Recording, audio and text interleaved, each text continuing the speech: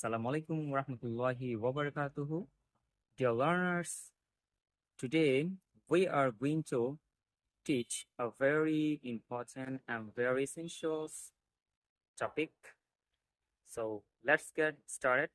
আমরা কখনো কখনো এরকম বলে থাকি, আমার জন্য, আমার মায়ের জন্য, আমার বাবার জন্য, স্কুলের জন্য, খাওয়ার জন্য, পড়ার জন্য, লিখার জন্য।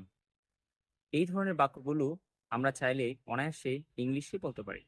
সেই বাক্যগুলোকে আমরা চাইলে এভাবে বলতে পারি, আমার জন্য, ফর মি, আমার মায়ের জন্য, ফর মাই মাদার, আমার বাবার জন্য, ফর মাই ফাদার, আমার বোনের জন্য, ফর মাই সিস্টার, তার জন্য, ফর হিম, তার বাবার জন্য, ফর হিজ ফাদার, খাওয়ার জন্য, ফর ইটিং, পড়ার জন্য, ফর রিডিং, লিখার জন্য, for writing. I hope get it.